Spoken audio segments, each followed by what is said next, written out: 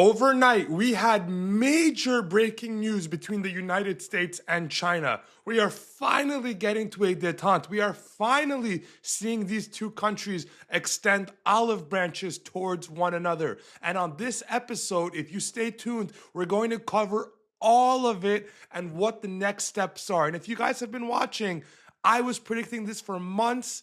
So if you want my next predictions, just stick around. Hey everyone, I'm Spencer Hakimian and welcome back to another episode of What's Moving Your Money with Forbes. And on today's episode, let's cover everything that has happened between the United States and China, the real politic, the jawboning, what this means for markets, what this means for the economy, and more. Stay tuned.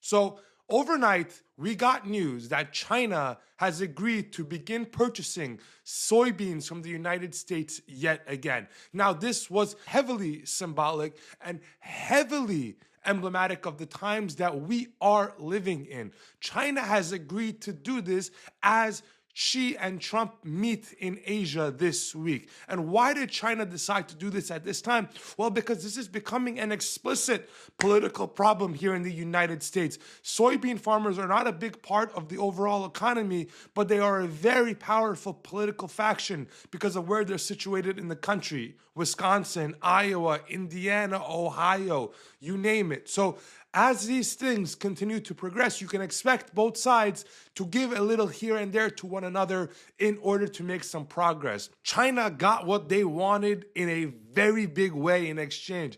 Rumors came out that Trump is considering letting NVIDIA sell to China the most cutting edge chips. That is China's holy grail. That is what China wants. China wants access to NVIDIA's chips to build out its own technological center. The only leverage point that the United States still has over the Chinese is the fact that NVIDIA and Silicon Valley is oftentimes making stuff that China simply cannot make yet. That was why DeepSeek was such a big deal back in January, because if China can break out of this American technological chokehold, God knows what's next. God knows what's next if they really don't need the Americans anymore.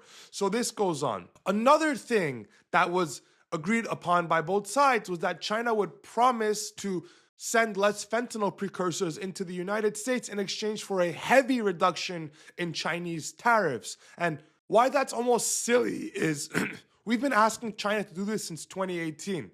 If they could do this, they probably would do this. They either don't want to or they just can't. What is to say that if they didn't do that with all those tariffs in place, that reducing those tariffs would actually make them compliant? It doesn't make any sense. China was not changing their behavior because of the tariffs. So in order to incentivize their behavior to change, you're going to lower the punishment and hope that they somehow change.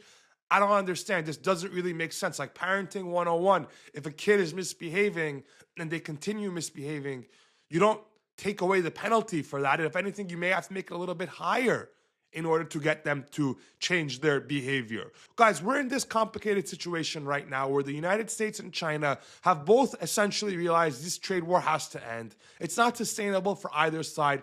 It's hurting Chinese profit margins. It's hurting inflation in America. It's hurting consumers in America. So one way or another, you can expect a massive de-escalation in China-American trade tensions this week as Xi and as Trump meet. And keep in mind that as they meet, I will be doing breaking news coverage here on Forbes of the meeting. You never know how these things go. Yes, we can talk, we can analyze, we can discuss, we can predict, but at the end of the day, these are just two human beings just like you and I meeting in a room together. Emotions will be high. People can say things that tick the other side off. You don't know how these things actually go in reality. With that being said, I want to thank you guys for watching, and I hope you guys can like, comment, and subscribe, and I'll see you guys again very soon.